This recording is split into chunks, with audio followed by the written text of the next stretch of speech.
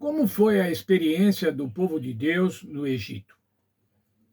Israel, o povo de Deus, se estabeleceu no Egito quando José, um hebreu, era governador e ficava abaixo apenas do faraó.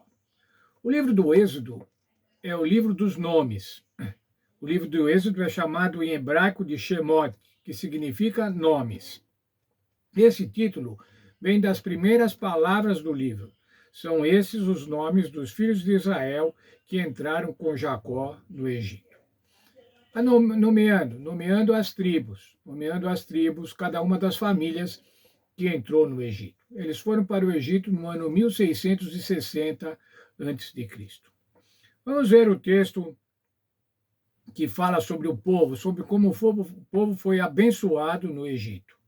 Êxodo 1, versos 1 a 7. São esses os nomes dos filhos de Israel que entraram com Jacó no Egito. Cada um entrou com a sua família. E aí enumera Rubem, Simeão, Levi e Judá, Isacar, Nebulão e Benjamim, Dan, Naphtali, Gade e Azer. Todas as pessoas que descenderam de Jacó foram 70. José, porém, estava no Egito. Faleceu José e todos os seus irmãos e toda aquela geração. Mas os filhos de Israel foram fecundos e aumentaram muito e se multiplicaram e grandemente se fortaleceram, de maneira que a terra se encheu deles. Olha, irmãos, do ano 1660 até o ano 1450, que foi quando o povo saiu do Egito, tem 210 anos. Nesses 210 anos, aquele povo, que era uma reunião de famílias com 70 pessoas, chegou a ter mais de 600 mil homens. Veja o texto da nossa lição. O livro de Êxodo começa com um lembrete da bênção de Deus. Quando o patriarca Jacó e a sua família se estabeleceram no Egito, eram apenas 70 pessoas. Mas os israelitas foram fecundos, aumentaram muito, se multiplicaram e se tornaram extremamente fortes, de maneira que a terra se encheu deles. Quando saíram do Egito, eles já eram cerca de 600 mil a pé, somente de homens, sem contar mulheres e crianças. Isso está no livro de Êxodo, capítulo 12, verso 37. Mas veja, irmãos, quando eles foram para o Egito, eles foram aceitos amigavelmente. José era governador, o faraó era grato a José por tudo que ele havia feito, pelas decisões que ele havia tido, pela administração durante o período de vacas gordas e de vacas magras. E é muito fácil você aceitar, nessas condições, 70 pessoas de outro país. Mas quando esse contingente de estrangeiros aumenta, e aumenta muito, um contingente muito grande de estrangeiros representa um perigo à nação. Não eram mais poucas famílias, 70 pessoas, mas eram 600 mil. E esses 600 mil fez com que o faraó tivesse medo, fez com que o faraó temesse. Entre mentes se levantou um novo rei sobre o Egito, que não conhecera a José. Essa era uma nova condição, um novo governo. 200 anos após a chegada do primeiro grupo. Portanto, não havia mais registro, não havia mais conhecimento. Como diz assim, esse faraó não conhecera a José.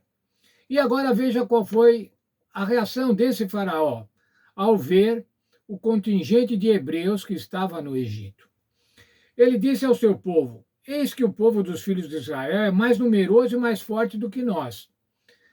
Eia, usemos de astúcia para com ele, para que não se multiplique, e seja o caso de vindo a guerra, ele se ajunte com os nossos inimigos, peleje contra nós e saia da terra. O que ele estava pensando? Agora ele estava com medo, ele estava inseguro. Esse medo dos estrangeiros tem um nome, é xenofobia. Xeno é estrangeiro e fobia, medo. Xenofobia se manifesta com ódio, receio, hostilidade, rejeição aos estrangeiros. E era isso que estava acontecendo agora, nessa nova condição, com esse faraó que não conhecia mais os feitos de José. O texto bíblico descreve a história dos filhos de Israel no Egito de maneira bastante sombria. O livro de Êxodo começa com a escravidão imposta pelos egípcios e o trabalho opressivo que eles impuseram aos hebreus. O livro termina, no entanto, com a presença serena e reconfortante de Deus no tabernáculo, que estava no centro do acampamento dos israelitas, representando a presença de Deus junto com os israelitas. Entre essas duas situações opostas é descrito o triunfo de Deus.